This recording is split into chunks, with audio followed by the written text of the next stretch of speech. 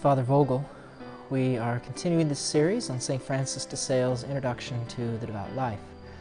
We are in part 3 of his book, looking at the virtues, and these past several videos we've been looking at the evangelical counsels of poverty, chastity, and obedience.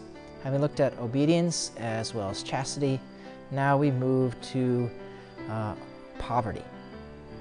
So poverty is based upon the beatitude, "Happy are the poor in spirit, for theirs is the kingdom of God." So there's different kinds of poverty that can be lived, and he's not specifically going to be looking at the poverty for a religious life, but instead poverty in a few different situations. So in this chapter, it's the poverty of spirit to be practiced amid riches.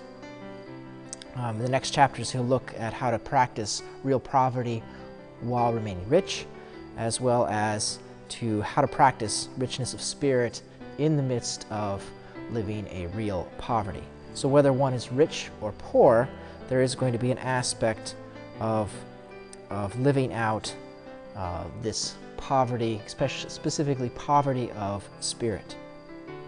So this chapter, as I just mentioned, is the poverty of spirit to be practiced amidst riches. So even if one has riches, we want to practice a kind of poverty. So when it comes to money, money can be dangerous. It says, St. Paul says in his first letter to Timothy, "The love of money is the root of all evil."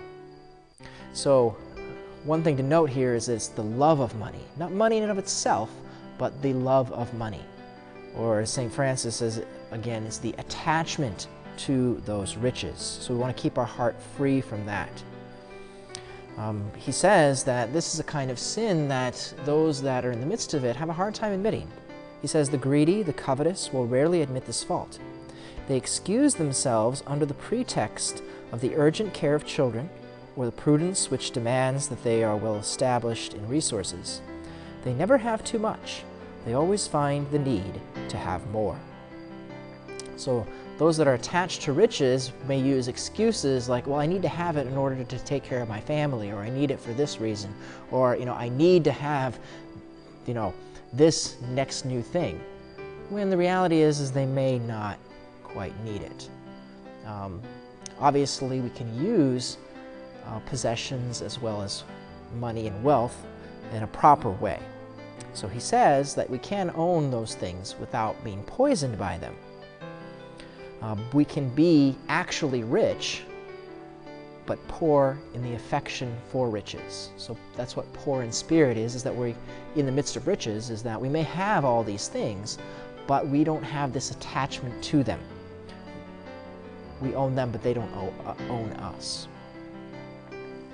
He says, if you are too attached to the goods you possess, if you are too occupied with them, setting your heart upon them, concentrating your thoughts on them, and fearing with a lively, anxious fear of losing them, believe me, you have still some kind of fever.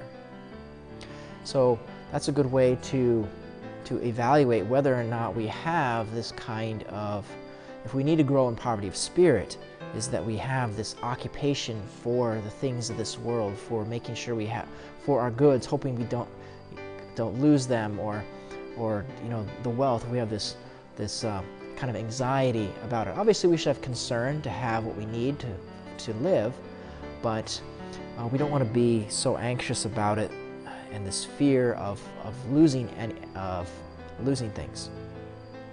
He says, do not desire with a full and earnest longing the wealth you do not have. That's another sign, is a kind of jealousy or our desire for the goods or the money that other people have, that we're attached even to those things that we don't have, and that needs to be purified.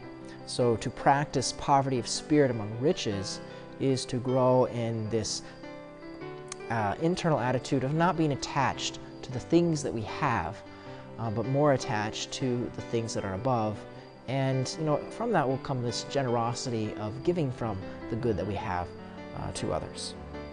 God bless.